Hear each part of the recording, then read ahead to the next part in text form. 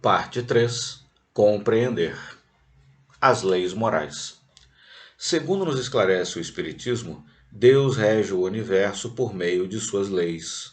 11 são as leis morais que podem ser estudadas em profundidade em um livro dos Espíritos de Allan Kardec. São elas: lei da natureza, lei de adoração, lei do trabalho, lei da reprodução, lei da conservação, lei da destruição, lei de sociedade, lei de progresso, lei de igualdade, lei de liberdade e lei de justiça, amor e caridade. Toda a criação é regida pelas leis de Deus. Então, se Deus rege o universo por meio de suas leis, de nada adianta ficar rogando graças se não agirmos de acordo com essas leis. Se queremos ter uma vida digna, boa e equilibrada, respeitemos as leis de Deus e façamos por merecê-la. A sabedoria consiste em ordenar bem a própria alma. Platão. Ação e reação. O livre-arbítrio, a liberdade de fazer o que desejarmos, combinado com a lei de ação e reação, é o que determinará a nossa trajetória. Uns vão por aqui, outros vão por ali. Decidimos nossos caminhos conforme nossas escolhas. Escolhas trazem consequências que exigem novas escolhas. É assim que vamos construindo a nossa história. Tudo o que nos acontece e que pode nos parecer bom ou ruim é apenas consequência natural de nossas ações de agora e do passado. O que somos e o que enfrentaremos são o que temos desenhado para nós mesmos por meio do nosso comportamento. Tudo muito simples e justo. Se tenho uma vida dura e complexa e sofro, é por conta de minhas ações do presente e do passado. Se tenho uma vida mais equilibrada e sou feliz, essa condição é igualmente mérito de minhas ações do presente e do passado. Fica fácil compreender essa lógica se pensarmos em alguém que exagera na bebida alcoólica, por exemplo. Essa pessoa sofrerá as consequências de seu descontrole na sua saúde, no trabalho e na vida afetiva e familiar. Já uma pessoa que se empenha em ser modesta, em tratar a todos com deferência, respeito e amor, e que está sempre atenta e disposta a melhorar, seguramente será bem vista e conquistará respeito, afeto e amigos por onde andar. Causas e consequências. Tudo o que é seu encontrará uma maneira de chegar até você. Chico Xavier. Destino. Há um destino determinado para cada ser? Antes de nascermos, quando se prepara o nosso encarne, tudo por que passaremos está previsto e determinado? Não há um destino pré-determinado e imutável para cada espírito em cada encarnação. Se houvesse, onde estaria nosso campo de ação para mudar as coisas em nossa vida? Onde estariam o livre-arbítrio e o mérito de nossas escolhas? O que há é, por assim dizer, uma linha mestra, algo por que devemos passar porque vale a pena ser vivido, experiências que serão benéficas ao nosso desenvolvimento. Não há, no entanto, uma definição detalhada do que acontecerá a cada experiência, a cada dia, a cada hora. Isso depende de como o encarnado agirá e reagirá a cada estímulo, pois no fim e no fundo a experiência é dele e é ele quem a desenha. Mais uma vez, trata-se do livre-arbítrio. Mesmo as consequências pelas quais, para nosso bem, devemos passar na presente encarnação não são fixas. Elas também podem ser modificadas de acordo com o nosso modo de agir. Ninguém sofre sem necessidade.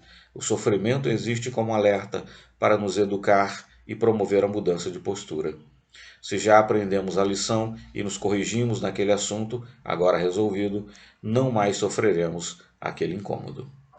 Mas nós, em nossa imperfeição, frequentemente culpamos Deus ou o destino por algo que vai mal em nossa vida. Espíritas entendem que se existe o livre-arbítrio, posso fazer o que bem entender, é a lei de causa e efeito. E a lei de causa e efeito, viverei as consequências de o meu modo de agir. Nem Deus nem o destino são responsáveis por nossa felicidade ou infelicidade. Somos nós que construímos nossa trajetória. As escolhas serão sempre nossas. e nossas também serão sempre as boas e as más consequências de nossas escolhas. É a chamada lei de causa e efeito ou ação e reação. Então paremos com o Deus quis assim para algo de ruim que nos acontece por nossa culpa. Deus nos permite aprender com os nossos erros e acertos. Deus nos deu um tremendo presente, a autonomia. Vale lembrar sempre o provérbio: o plantio é livre, mas a colheita é obrigatória. Em outras palavras, podemos fazer o que quisermos, mas receberemos de volta o bem e o mal que tivermos feito. Simples, lógico e justo. É costume de um tolo, quando erra, queixar-se do outro. É costume do sábio queixar de si mesmo. Sócrates. Sofrer é bom? Quando iniciei meus estudos na filosofia espírita, achava estranhíssimo o fato de os espíritas pensarem que o sofrimento é algo bom. Mas não era nada disso. Eu é que havia compreendido mal essa história de ser bom sofrer. Com a vivência e os estudos, fui entendendo que ninguém acha bom sofrer, muito menos os espíritas. O que eles afirmam é que o sofrimento pode ser adequado, justo. A dor é apenas resultado das escolhas que fazemos. Sofremos quando tomamos decisões inadequadas. Nesse sentido, o sofrimento, mesmo não sendo agradável, tem sua função. Serve como um alerta interessante a nos indicar o caminho a não ser percorrido. O sofrimento torna-se nosso aliado quando nos dá os limites entre o bom e o mau comportamento. O que o Espiritismo diz é que não adianta ficar lamentando e maldizendo a vida pela dor que experimentamos. O que vale é raciocinar e agir em meio aos problemas, e depois deles, para, mudando de postura, acabar com a fonte do sofrimento. Isso nos leva a pensar no sofrimento desnecessário que alguns causam a si e ao próprio corpo. O Espiritismo, por compreender que o sofrimento só é útil se nos leva a mudar de comportamento, não aprova as práticas de autoflagelação, quando machucamos nosso corpo com chicotes ou garrotes, por exemplo. O corpo nos foi emprestado por Deus para fazermos o bem. Destruir esse corpo seria antinatural, seria prejudicar suas funções. O que devemos destruir é o erro que habita em nosso ser, como o egoísmo, o orgulho, a inveja e a cobiça. Mas esses são imateriais, são sentimentos, não habitam como corpo, e sim, não habitam nosso corpo, e sim o espírito. Portanto, é inútil machucar o corpo para tentar afastar algo que não está nele, mas em nós, espíritos que somos. Agradeço por todas as dificuldades que enfrentei. Se não fosse por elas, eu não teria saído do lugar. As facilidades nos impedem de caminhar. Chico Xavier. Espíritos obsessores. Temos companhias espirituais o tempo todo. Quem são elas? Somos nós, gente como a gente, nem melhor nem pior. O corpo morreu, mas a pessoa, em espírito, pode continuar por aqui. Esses que por aqui ficam são, como nós, passionais e imperfeitos, ignorantes em evolução. Estão no lugar errado, pois melhor para eles e para todos é que estivessem em outras paragens, estudando, agindo, cuidando de seu aprimoramento. Muitos desses vagam à toa, estão ao nosso redor, nos observando, participando de nosso cotidiano, e vários deles se julgam no direito de interferir na nossa vida.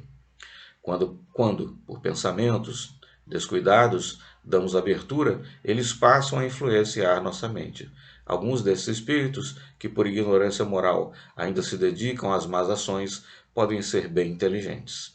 Espertos, ficam à espreita, atentos, à espera de uma brecha para se conectarem conosco e nos influenciar em direção a seus objetivos. Mas que brecha é essa? Varia de pessoa para pessoa. Para uns, a conexão se dá quando atiçam a cobiça financeira. Para outros, quando acenam com ideias que fascinarão pelo brilho da fama ou do poder. Para outros ainda, quando exacerbam sua sexualidade. Cada um de nós tem seus pontos fracos e é por ali que os espíritos obsessores penetram no nosso pensamento e nos influenciam. Analisemos nossos pontos vulneráveis e ergamos barricadas morais, fechando nossas frestas.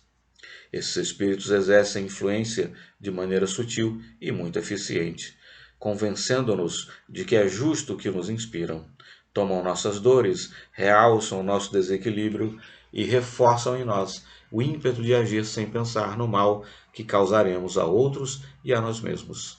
Frequentemente, reforçam a desconfiança e a sensação de injustiça para, por exemplo, instigar a vingança e a violência. Tenhamos cuidado, portanto. Optemos pelos bons pensamentos, pela empatia, pela busca da compreensão, pela análise isenta pelo perdão e pela real justiça. Não abramos inadvertidamente a porta à influenciação que nos causará desconforto, desequilíbrio e dor. Olho por olho e dente por dente, e acabaremos todos cegos e desdentados. Gandhi. Médiuns enganadores. Cuidado com as chamadas consultas espirituais. Adivinhações, previsões de futuro, leituras de sorte, interpretações de sonhos e qualquer outro tipo de assessoria esotérica. Tem muita gente inescrupulosa que se vale da ingenuidade das pessoas, da insegurança afetiva. Eles falam coisas boas que as pessoas querem ouvir e cobram por isso, ou falam coisas que aterrorizam e pedem dinheiro para dar um jeito nelas. São supostos médiuns oferecendo seus préstimos em troca de dinheiro. Vários, inclusive, se dizem espíritas, mas não o são. O verdadeiro espírita é aquele que busca o bem e o conhecimento, a caridade e a reforma íntima. O espiritismo diz claramente que não se pode cobrar pela mediunidade que não se pode cobrar pela mediunidade, que ela deve ser usada para o bem da humanidade e nunca como fonte de receita. Esses enganadores até podem ter a mediunidade desenvolvida, mas é preciso atentar para dois pontos importantes. A mediunidade não é uma característica exclusiva dos espíritas, tampouco de pessoas de elevado grau moral. Qualquer um pode ser médium, não há mérito nisso. É apenas um recurso a mais que alguns de nós desenvolvemos e que deveria sempre ser usado para o bem de todos. Quem utiliza mal a mediunidade responderá por esse mau uso. Nem todos os espíritos já estão em elevado grau de desenvolvimento moral e intelectual. Lembremos que os espíritos somos nós mesmos, apenas sem um corpo. Portanto, um encarnado mal intencionado, mal informado, rude, ganancioso, debochado, golpista, violento ou embusteiro, continua exatamente igual ao desencarnar, só que agora é um espírito com essas características. São espíritos como esses que se prestam a trabalhar com médiuns igualmente atrasados moralmente. E ignorantes, com frequência, falam do que não sabem. Ou falam uma ou outra coisa que conseguem saber e com isso obtêm certa credibilidade para continuar a agir, enganar, instigar conflitos e pregar seus inconfessáveis interesses. Portanto, sim, esses leitores de sorte podem ser médiuns e podem de fato estar em contato com espíritos. Mas como evitar ser enganado? Muito simples, não recorra a esses profissionais do engodo e sempre, em qualquer manifestação mediúnica, mesmo em lugares de ótima reputação e por meio de médiums corretos, vale estar atento à qualidade da comunicação. Espíritos elevados nunca orientam para o mal, nem fazem recomendações estapafúrdias ou pedem dinheiro e presentes. Espíritos elevados têm linguagem simples e, ao mesmo tempo, de conteúdo profundo. Eles pregam o bem e aconselham a paz, a reconciliação, o estudo, o perdão e o amor. Espíritos evoluídos não estão à disposição de leitores de sorte. Têm mais o que fazer do que se ocupar com vulgaridades e banalidades. Não penses mal dos que procedem mal. Pensa somente que estão equivocados. Sócrates. Evolução dos mundos. Usando dados recentemente coletados pelo telescópio Hubble, pesquisadores da Universidade de Nottingham, na Inglaterra, concluíram que existem cerca de 2 trilhões de galáxias no universo. Já o prestigiado Instituto Tecnológico da Califórnia, Caltech, estima que na Via Láctea, a galáxia onde está a Terra, apenas nela, existem algo entre 100 e 400 bilhões de planetas. Tentei juntar os dois números e multiplicá-los. 2 trilhões de galáxias por 100 bilhões de planetas. O número é tão gigantesco que a calculadora do meu celular se recusou a mostrá-lo. É muito planeta. Com tantas opções, seria mesmo razoável imaginar que apenas a Terra, um planetinho insignificante diante de tão gigantesco universo, seria habitada? Há muitas moradas na casa de meu pai. Os espíritos interpretam essa fala de Jesus como uma confirmação de que muitos dos planetas que existem no universo são habitados. Na verdade, em O Livro dos Espíritos, se lê que todos eles são habitados, mas que seus habitantes se apresentam de modo distinto, adquirindo formas corporais adequadas a cada ambiente. Como entre vós os peixes são feitos para viver na água e os pássaros no ar. Segundo o livro de Kardec, existem inclusive planetas de regeneração temporária, os chamados planetas transitórios, onde espíritos se refazem e se preparam para novos encarnes. Esses seriam os planetas absolutamente estéreis, pois aqueles que os habitam não têm necessidade de nada. Podemos então concluir que há vida mesmo em planetas que julgamos inóspitos e desabitados, pois os corpos dos que ali habitam não são tangíveis, são invisíveis aos nossos sentidos, ou seja, são espíritos. Os mundos, segundo o Espiritismo, estão em diferentes estágios de evolução. Cada um deles é povoado por seres adequados a seu estágio evolutivo. A Terra está longe de ser dos mais evoluídos, estando mais para o início da escala evolutiva de mundos do que para o topo. Mas, como os homens, também os mundos evoluem. Nosso planeta está prestes a passar da categoria de mundo de prova e expiação, onde o mal prepondera sobre o bem, para a categoria de mundo de regeneração, onde o bem prepondera sobre o mal. Não será ainda um mundo perfeito, um paraíso, mas já será bem melhor, mais justo, mais pacífico e mais equilibrado. Quando a Terra evoluir, os que aqui habitaram e não se emendaram, aqueles que, apesar de inúmeras chances e alertas, não cuidaram de melhorar, tanto moral como intelectualmente, não mais poderão encarnar na Terra. Continuarão sua evolução em lugares mais sofridos, em planetas mais atrasados. Serão obrigados a fazê-lo para que não atrapalhem o avançar dos demais, que já compreenderam ser do seu interesse atuar no autoaprimoramento. Tendo apenas espíritos interessados em seu melhoramento, a Terra também melhorará. Será um local onde todos se ajudarão em seu caminhar. Penso que talvez a fala de Jesus de que bem-aventurados os mansos, pois herdarão a terra, tenha sido uma referência a essa evolução dos mundos, a essa evolução dos homens e do planeta. Assim, se queremos desfrutar do futuro interessante que se avizinha aqui na Terra, apressemos o passo. E parece que esse futuro está logo ali. Basta ver como pensam e agem os brilhantes jovens das novas gerações. Esses já nasceram mais fraternos, mais preocupados com a justiça, com o ambiente e promovendo o bem.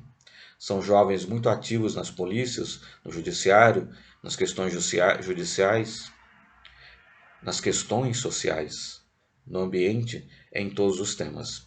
Em comparação com as gerações anteriores, pensam mais no todo e nos outros que apenas em si. Essa é mais uma prova de que a evolução é uma realidade e de que a mudança da Terra não tarda. O verdadeiro bem não perece. Ele é certo e duradouro e consiste na sabedoria e na virtude. Ele é a única coisa imortal que cabe aos mortais. Sêneca. Religião. Qual é a melhor religião? Talvez a pergunta mais adequada seja: qual é a melhor religião para mim? Na visão espírita, o que importa não é a religião professada, mas o comportamento. Todas as religiões são boas em sua essência, pois pregam a mesma coisa: o amor. E do amor derivam outros conceitos importantes, como a paz, a fraternidade, a caridade, o respeito, a compreensão, a honestidade e a igualdade. A melhor religião é aquela que faz de seu seguidor uma pessoa melhor. Pode acontecer de uma religião, por uma linguagem e seu modo de explicar o mundo, comunicar-se bem com determinada pessoa e, ao mesmo tempo, ser inadequada para outra, pois não tem nenhum significado especial para ela e, com isso, não a auxilia em sua melhora moral. Portanto, não há uma religião ideal. O que há é a religião que fala ao seu coração. Cada um deve ter a liberdade de escolher a sua. Porém, mais importante que pertencer a uma religião é pertencer à turma do bem. O que, o que é mais importante? O que é mais importante? Uma pessoa ser praticante de uma religião ou ser ativa na promoção do bem? As religiões podem ser muito benéficas ao homem, desde que não deturpemos seus ensinamentos. Queres oferecer um sacrifício propiciatório aos deuses? Sê bom, suficiente culto lhe presta quem os imita. Sêneca. Parte 4. Errando. Medo. Todos temos medo de um monte de coisas. Medos concretos e medos abstratos. Medo do que pode acontecer e medo do que nunca acontecerá. Só que o medo pode nos deixar sem ação. Quantas vezes deixamos de agir por medo? Não importa muito do que temos medo, mas vale raciocinar sobre essa sensação que nos escraviza e paralisa, atrasando o nosso crescimento ao nos bloquear, nos impedindo de agir pelo bem ou para evitar o mal. Se deixamos, o medo fica maior que nós e comanda nossa vida. Claro que há o medo que nos preserva a vida. É bom ter medo, por exemplo, de limpar a janela do apartamento pendurado pelo lado de fora. Não falamos aqui do temor que nos protege, mas daquele que nos paralisa. Por medo, deixamos de ajudar alguém na rua. Não vou me intrometer porque pode ser golpe. Ele pode estar bêbado ou drogado. Por medo, deixamos de dizer às pessoas que as amamos. O que vão pensar de mim? Vão achar que tenho segundas intenções ou que sou um fraco? Por medo, deixamos de agir contra a injustiça. Podem se voltar contra mim. Melhor me preservar, melhor não me intrometer. Não tenho nada a ver com isso. Por medo, deixamos de ousar e crescer. Pode dar errado, pode ser que eu perca tudo. Agora é tarde. Se eu fosse mais novo. Precisamos superar nossos medos, mas como? Do mesmo modo que fazemos para crescer em outras situações, estudando a nós mesmos e então agindo com consciência. Se estivermos atentos ao nosso modo de ser e de agir e reagir, e raciocinarmos sobre nossos temores, acharemos os meios de encarar o que nos assusta. Coragem é algo que se constrói e se conquista. A coragem para confrontar nossos maiores receios se conquista com conhecimento e fé. Fé em Deus, fé no futuro e fé em nós mesmos. Pensemos sobre nossos medos, lancemos a luz do conhecimento sobre nossos terríveis dragões e veremos que, na verdade, eles não passam de simpáticas lagartixas. O maior erro que se pode cometer é o de ficar o tempo todo com medo de cometer algum. Albert Hubbard. Maledicência. Todo mundo é capaz de seguir a língua. Todo mundo é capaz de segurar a língua, certo? Mas quem realmente quer? Falar mal dos outros, fazer fofoca, gerar intriga, esse péssimo hábito traz consigo uma turma da pesada. A pressuposição, o julgamento implacável, a censura, a infâmia, a passionalidade, a perfídia, a depreciação, o ataque, a difamação, a traição, o perjúrio, a infidelidade, o descrédito, o boato, a deslealdade e a especulação. Com comportamentos tão torpes associados à maledicência, por que será que seguimos falando mal dos outros? O que nos faz seguir adiante promovendo o mal? Parece que há prazer em destruir não apenas aqueles que odiamos, mas também aqueles que nem conhecemos, e pior, amigos e entes queridos. Falamos mal de nossa família e de nossos amigos, gente que dizemos amar. Que loucura é essa? Somos movidos a interesses. Por isso, quando julgamos que uma ação nos trará determinado benefício, nós a perpetramos, muitas vezes desconsiderando os efeitos que terá nos outros. Somos ainda bastante egoístas e imperfeitos, e a maledicência é prova inconteste de nosso atraso. No entanto, compreendendo nossa imperfeição como temporária, cabe a nós nos esforçarmos para abandonar esse comportamento. E para que deixemos de lado qualquer hábito, devemos recorrer à trinca AHA: atenção, honestidade e ação. Atenção aos nossos atos, palavras e pensamentos. honestidade para reconhecer comportamentos inadequados e nocivos, e ação, que envolve a coragem de assumir posturas novas, difíceis e contrárias a alguns interesses ou contrárias à visão da maioria. No caso da maledicência, agir significa cuidar de não falar mal de ninguém, de absolutamente ninguém. Apenas no dia de hoje, quantas vezes você falou mal ou ouviu uma pessoa falar mal de alguém? Pratique a AH, atenção, honestidade e ação, e abandone esse péssimo costume. O caminho mais grandioso para viver com honra neste mundo é ser a pessoa que fingimos ser. Sócrates. Preguiça. Dá trabalho arrumar tudo. É chato lavar a louça, arrumar a cama, manter a sala em ordem. Dá preguiça ir trabalhar ou estudar logo cedo na segunda-feira. Mas a preguiça não nos leva adiante.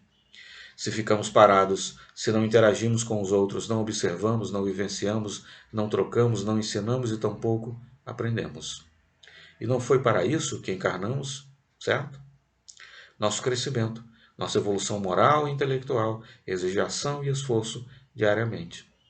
Ninguém regride em uma encarnação, todos avançamos. Quando avançamos, quanto avançamos, isso depende de cada um. Uns empenham-se em seu aprimoramento e no dos demais que estão à sua volta. Esses encaram com galhardia os desafios que a vida apresenta. A vida para eles não é mais fácil que para outros, mas eles se esmeram, vão à luta, não ficam com preguiça. Evoluem mais rapidamente que aqueles que deixam tudo para depois. Os que não dão espaço para a preguiça têm uma vida significativa, repleta de experiências e aprendizado. Atingirão o equilíbrio e a paz mais rapidamente, e não por acaso ou por graça divina, mas por empenho, por mérito. Em diversos momentos, Cristo disse claramente que a recompensa vem do trabalho, vem com o trabalho. Mais claro, justo e lógico, impossível. Pedi e vos será dado, procurai e encontrareis. Jesus Cristo. Hedonismo. O divertimento é parte importante da experiência do encarnado. Queremos e precisamos dessas distrações. Durante as atividades de lazer, além de aliviarmos a tensão do dia a dia, nos relacionamos, compartilhamos, amamos e aprendemos. É importante ter prazer, felicidade, alegria, mas a vida não é só isso. Todos passaremos por momentos difíceis, problemas complexos, trabalhos árduos, obrigações, rotinas aborrecidas, decepções, perdas e dores. O importante é estarmos a todo tempo, seja nos chamados bons momentos, seja nos maus, focados no bem e em nossa evolução. Devemos compreender que o objetivo de nossa encarnação não é sermos felizes. A Terra não é um parque de diversões. Está mais para escola ou hospital, para não dizer presídio ou manicômio. Estamos encarnados para crescer em moral e no intelecto, e para isso é preciso que sejamos expostos a diferentes estímulos. Vários desses estímulos são pontiagudos, duros, ásperos, ácidos e agressivos, mas para que avancemos é necessário viver também esses momentos. Precisamos desafiar constantemente nosso medo de ser, nosso modo de ser.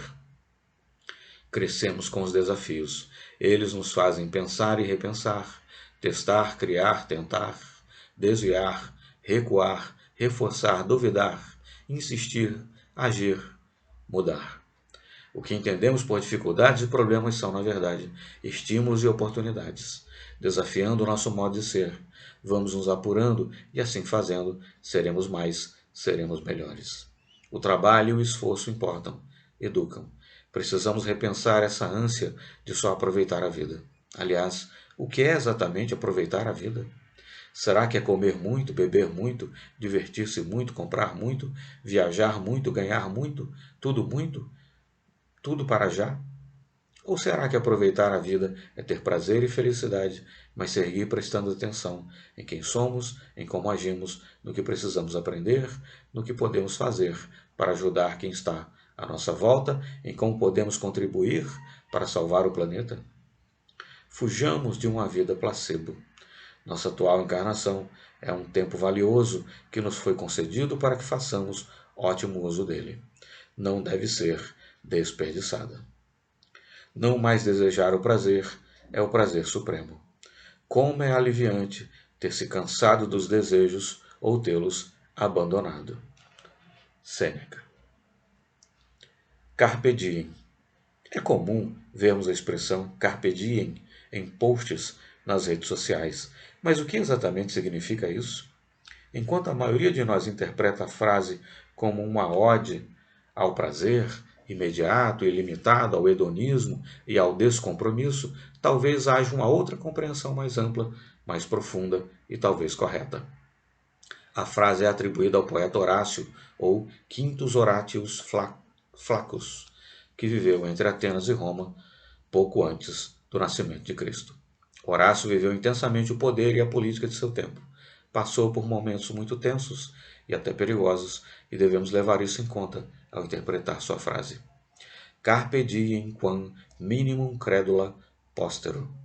Numa tradução livre seria: colha o que seu dia oferece e creia o mínimo possível na posteridade. Ou, numa interpretação ainda mais livre: colha o que seu dia tem a oferecer e postergue o mínimo. Como epicurista que era, Horácio valorizava viver o momento presente e compreendia a brevidade da vida, mas também sabia da importância de manter a tranquilidade da alma. É improvável, portanto, que estivesse apenas apelando ao prazer imediato, desvairado, efêmero, inconsequente e egoísta. Será que com a célebre frase o poeta não estava nos instigando a observar e agir no momento presente? Não estaria nos alertando para a necessidade de colher o que o dia nos oferta, como as experiências, o aprendizado e a oportunidade de fazer o bem e crescer? Para o ativo e engajado Horácio, não seria isso aproveitar o dia? Não estaria o poeta ao mesmo tempo nos instando a não postergar nada, a não procrastinar? Não estaria Horácio falando do real prazer que é assumir o controle de nossa vida? Pensemos a respeito. Quem faz seu contentamento provir daquilo que vem de fora, apoia-se em bases frágeis. Sêneca.